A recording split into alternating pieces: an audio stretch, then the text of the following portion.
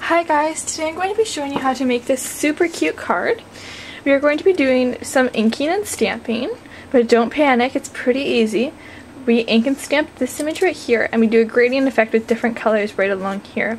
And we apply these little cute embellishments afterwards. So let's get to the table and I'll show you how it's done.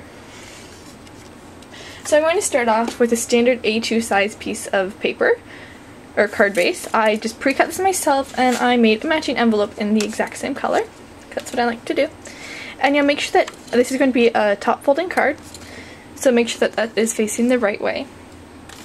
I'm going to be using stamps, so you can use whatever stamps that you want. You can use something like that, or you can use one like this or like this. So these are kind of like edge stamps, or you can use a background stamp and only do part of it. That's also an option. I like the clear stamps personally. I'm going to do this swirly design on this one. It's up to you on what you want to do. On this one I just did this stamp right here. These stamps here are by Friskus. It's from Walmart. It was a gift. So now this one doesn't, I'm going to pick it up with my acrylic block like so, making sure that this edge on here is straight and it's sticking down. Now if it doesn't stick down, or you prefer to not work on this, you can either ink it up on here like this, or you can do it on your work surface and then bring this over to it after and press it down. That's what we're going to do today. It's just going to be a little bit easier for me to fill. So I'm going to start, I'm just going to ink this up with some Campus ink. It's a darker pink. And you're just going to want to ink it up just by pressing it down.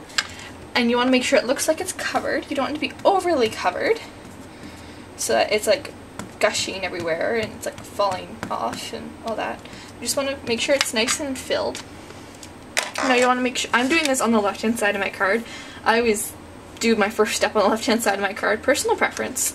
I'm going to mark the left hand side and flip it over, which then becomes my right hand side because I flipped it. I'm going to line up the edge of my card with the edge of my stamp, and I'm going to press it down. Now you don't really want to touch this area right here and mush it in, so I'm just going to grab out a piece of scrap paper and lay that on top and press it down. And if you want to, you can take your acrylic block. These ones here are plastic, but you can use an acrylic block. Plastic ones are cheaper, and you can just smooth that out like that, and you get some printed image on there. That's fine. And then lift this up. Be sure not to move it. And there you go. You get this super cute inked image. Now don't touch it right away. You don't want to smudge it, but you could, after a few seconds, it is dried. So I'm going to be using this happy birthday stamp. And I'm going to start out with some dark red Craft Smart ink. This is a dye-based ink. I'm going to have a rag handy so I can just wipe off the excess ink so I'm not contaminating that through my other colors. So I'm just going to ink that up, make sure that it looks juicy. I don't know if you guys can see that or not. Just want to make sure that that looks juicy, that you got ink everywhere and not too much, especially if it's a newer ink pad. You might see my head here, but I'm just going to try and line that up as straight as I can and hold that down. I stuck my hand on my ink pad, don't do that. Holding it down and lifting that up. Alright, now wipe that off. Now if it's a really dark color, you can use some water just to remove some of that, but I'm okay for this. I'm just going to remove these fluffs now.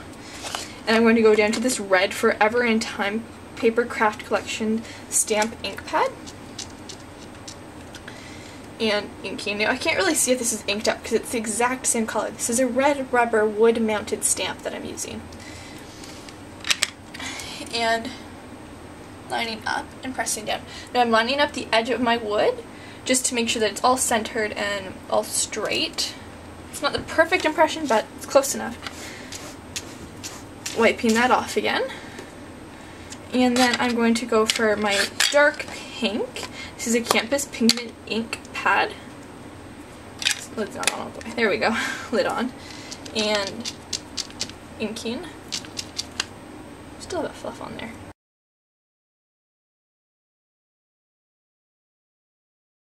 Just kind of fades out nicer.